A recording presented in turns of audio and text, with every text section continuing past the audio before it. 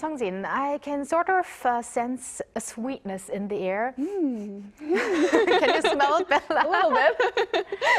And I think it's a sweet topic. It's a sweet topic. Please tell us what it is. Absolutely, but to begin with first, Happy Valentine's Day, guys. Yay! Happy Valentine's Happy Day. Valentine's. I'm sure we're all familiar with what day it is. Have you guys gotten anything today? Oh, I actually got some chocolate from my co-host Bella before earlier in the day. I don't know if it was a secret, but oh, it's not a secret. now everyone knows. Now everyone knows. Yes, I actually have something, a gift for you two. You're really surprised. You two, and also the viewers. I have it somewhere here. It's. Oh! Do you like my gift? Better than chocolate. Better than chocolate. My love to you guys and the viewers. Present Valentine's Yes. gift. Very sweet, very sweet. So, as we guys know, it's normally chocolate that we exchange, but today I want to introduce you to a gift that's an alternative to chocolate for Valentine's Day. On Valentine's Day, February 14th, it's common to see stores with large displays of chocolate or candy. But for those that are looking for something different, Korean traditional sweets can be the answer. Boxes of colorful, visually appealing sweets. These are known as dasik. A popular snack during the Joseon dynasty, dasik was also one of King Jeongjo's favorites. The cookie is made by kneading grain powder with honey. Most of the ingredients consist of all natural ingredients. For example, grain powder can be made with grains, beans, sesame seeds, and Barbary fig. These powders are beaten into finer particles and mixed with honey to create a dense dough texture. Once the consistency is there, they're put into shaping tools to create delicate patterns of flowers, the Taeguk emblem from the national flag, or other traditional images. These days, shapes can be formed through a simple version of stamps. Nowadays, these Korean traditional sweets can be overshadowed by modern desserts. That's why Yoon-suk works on keeping these alive. I teach these classes with the hope that not only can people these days easily access our traditions, but also to blend aspects of Korean tradition and modernity in harmony.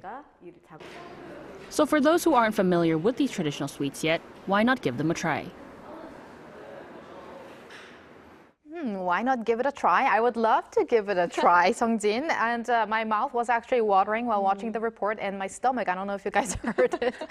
They all reacted to that footage that we saw from you. Needless to say, very excited to say that that is why I've brought the box for you guys to have a taste. Wow. Also, our viewers can have a taste with their eyes, hopefully. It's very lovely, as you saw from the report, and as you can see right now, they're very colorful and very nicely made. Now, as I mentioned, it's actually quite common to give chocolate to each other on Valentine's Day, but why not something tasty and Korean like the dasik I brought? Looks good. Definitely very excited to try them after the show. After show. And after the show. And can you introduce some other examples of Korean traditional, desserts that, we could have? Right, absolutely, more than excited to. Something similar to dasik is yakgwa, which is also a traditional type of Korean cookie made from flour, honey, sesame oil, and sugar. These small and quite tasty treats are deep fried and then soaked in syrup to make a sticky but chewy dessert. Now, this one used to be eaten during ancestral rites or celebrations, but nowadays it's common to see it being served as a dessert. Jeongjo, which is my current go-to snack, in fact, is a traditional Korean rice donut that is deep fried and coated in syrup. They're very chewy and sweet. And I think the origins come from the northern part of the Korean peninsula, from the Kaesong region. That's why it's called Jeongjo. And I also have to say, yakgwa is also one of the trending desserts in Korea nowadays. There are also some combinations of yakgwa plus Western-style cake. So yeah, very nice. And since you, Sung-jin, went to a studio to make these, I can imagine that it's a really great way to also become familiar with Korean traditions. Right, absolutely. So just as you mentioned, Korean desserts are definitely branching out more to the world. And not only is the dessert itself a good way to expose yourself to the tradition, but studios like the one that I went to actually provide opportunities for both foreigners and locals to try making them out yourself. Wow.